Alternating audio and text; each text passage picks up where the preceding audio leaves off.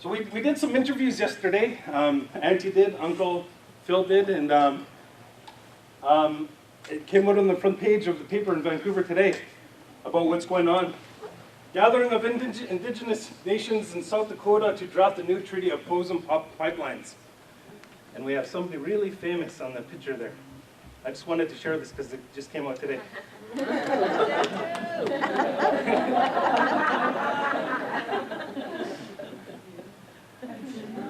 John, could you do this one? So that guy right there, my son goes, "How come you got a mean mug?" he's been calling me Daddy Mean Mug. I should not have said that. You made that nickname will stick in his territory. Rueben, George, you mean Mean Mug? Next one.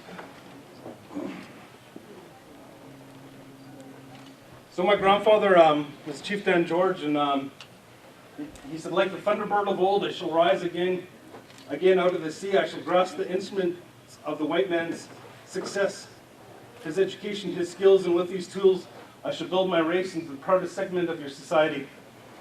And just like my grandfather, just like my dad has taught, no matter what I did as a therapist or director of community development, I made sure I incorporated our cultural and spiritual teachings to every project as a part of, and that's the same as this.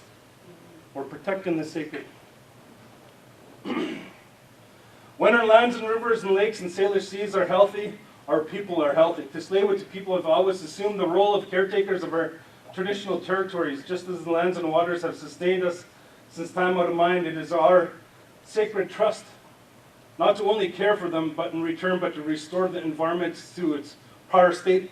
So what's that saying is we've been stewards of our land like you've been here for thousands of years.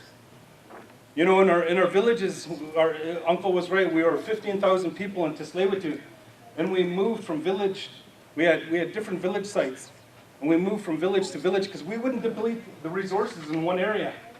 We wouldn't harvest all the salmon and berries and fruits, and we would move to make sure we could sustain and take care of what we have, and that's just one example.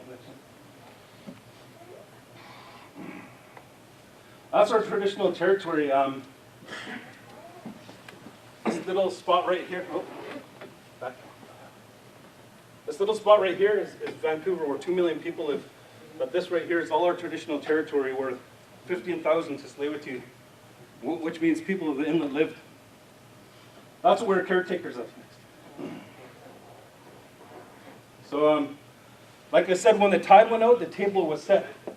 So when I was a kid, I literally, growing up in poverty, we lived off the land. We lived off the land, and what that in turn taught me was like in our ceremonies, when we give out our first bundle, as we know, we have the eagle feather for air, abalone shell for water, and then for fire. We have all the 4 elements included in what we do. But when we were children, when we played in the water, ate out of the water, that was start to create the development of our relation to the sacred. Because later in life, in those waters right there in the wintertime, and right now is the best time, where we do our ceremonies. We do cold water spirit bath. We raise our temperature of our body, and we go in and we go for what we call a bath. So that's the sacred of the love and connection that we have, just like with my daughter. She's trying to get my attention. She's like, "Dad, Dad." I was like, I wasn't looking at her, and I go, "What?" She goes, "Dad." She grabs my chin and she goes, "Look me right in my eye." She's only 10 years old, and she goes, "When I look at you, I get butterflies and so happy. I love you so much."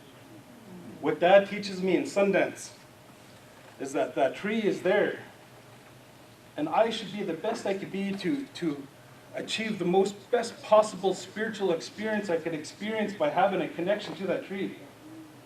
What that taught me is to have a connection to my daughter like that.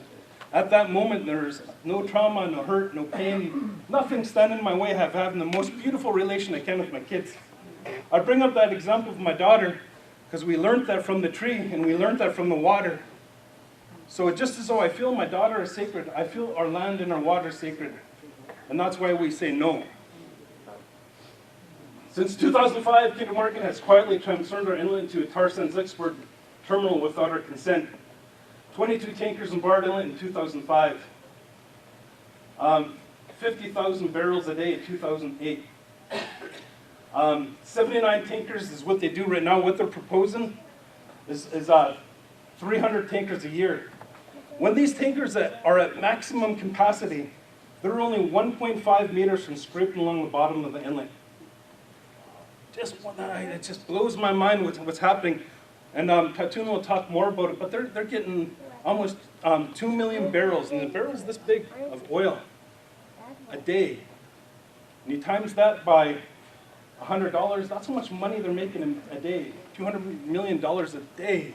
That's what we're up against. It takes 3.5 barrels of water to make 1 barrel of oil. It takes 2 tons of earth to make 1 barrel of oil. So the size of land that they want to move is the size of France. That's what they're doing, and they want to do it more. They want to triple that capacity from almost 2 million barrels a day to almost 6 million. Even if they're successful, no leaks, no tankers explode or leak out. The destruction that it's causing, that our global warming is so hot right now, that the world created 1/5 less wheat. And a day today, we're already 30,000 people a day are dying of starvation. So I don't know the math to calculate that, but that's a lot of more people going to be suffering because the world created 1/5 less wheat. So the biggest tower in Vancouver is 292 feet, and the biggest tankers are bigger. The tankers are just huge of what's going through. When you go through this, you go to a mile up that river, and then to the left is my reservation. That's right where I live, and that's what like you see in that pristine picture of us in the canoe, and this is what it's turning into, our traditional territory. Richard Kinder, the luckiest Enron employee. Enron swindled their own stakeholders, stealing some $11 billion from Enron. So that's what these guys, Richard Kinder and Peter Morgan, they stole money to buy these pipelines to do all this destruction that they're causing. I pray with my mom, and she says, I pray that my prayers will fall down into the hearts of the people so they make better decisions for their own children. And what we're doing here today, since they're not because they're blind or they're greedy, we will do it for their children. We will change it for their children.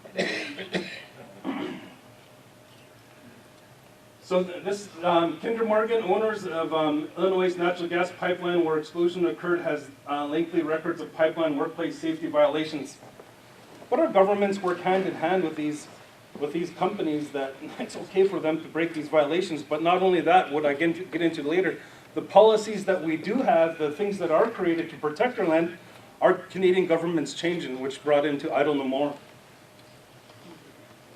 Canada's National Energy Board and oil sands are their allies.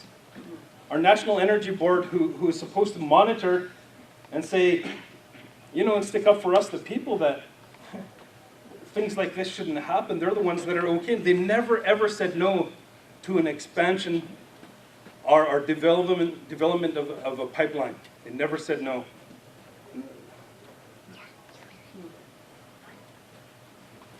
So the green on the left, this is good.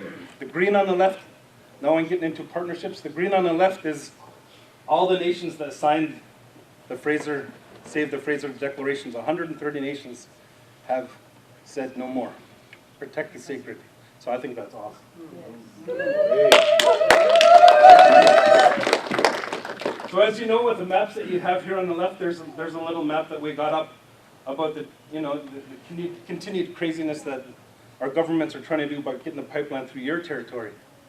And it's crazy too, because one thing that I think of is people, with their houses and cars and how people think today about owning things. Honestly, we're not trying to change that. They could still own cars. The fastest motorbike in the world is an electric motorbike. The second fastest car in the world is an electric car. We're not going to change people's lifestyles. They could still continue to have their lifestyle. We just want to improve it. Because there are alternatives. There are alternatives. So, harbor preparers for First Nation unrest. Internal documents from the Indian Affairs and the RCMP show that shortly after forming the government in January 2006, Prime Minister Stephen Harper had federal government tighten up the gathering and sharing of intelligence on First Nations to anticipate and manage potential First Nation unrest across Canada. That was 2006.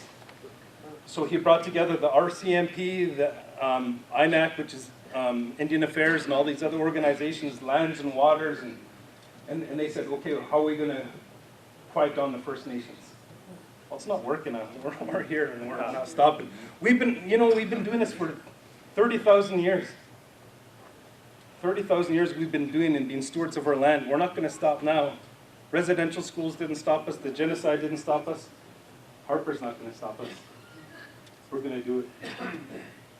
Canadian First Nations are some of the, this is, I don't know more, this is what it's leading into. Bill C-45, can you go to the next one? Okay, that's the one after, but that's okay. But I don't know more, as you know, has sprung up right across Canada, and that was Bill C-45. The biggest thing in it is, Uncle Phil talked about it a little bit, is free, prior, and informed consent. There's 3 nations that surround Vancouver. My neighbors in Musqueam, anyone who's going to develop in our traditional territory have to ask us first if they could develop in our territory. So we do environmental assessments. We see if there's agricultural digs to see if any of our remains are there, and we found some. We found a small graveyard and we stopped that. We said, no, you can't build it. That's free, prior, and informed consent. So we had to do a land swap with that development company, and the government wouldn't step in because that would be recognizing our rights. But we worked it out anyway. But that's free, prior, and informed consent is making sure that we will continue to protect our land. And under the United Nations Indigenous Declaration, it says something similar too. But this is the Save the Fraser Declaration. In upholding ancestral laws, title rights, and responsibilities, we declare we will not allow the proposed Enbridge Northern Gateway Pipeline or similar tar sand projects to cross our lands, territories, and watersheds, or the ocean's migration routes of the Fraser salmon. And that's, I just love it, because 130 nations signed, and there's 200, over 200, and I think 30 altogether. Like the Métis have signed, the BC Summit has signed, so all the native organizations, they jumped aboard as well. Internal treaty to protect the sacred from oil tar sands. We, the undersigned Indigenous people, have inhabited and governed our distinct territories according to our lands and laws and traditions since time immemorial. So, thank you. So these are the organizations that we're working with. I put right there.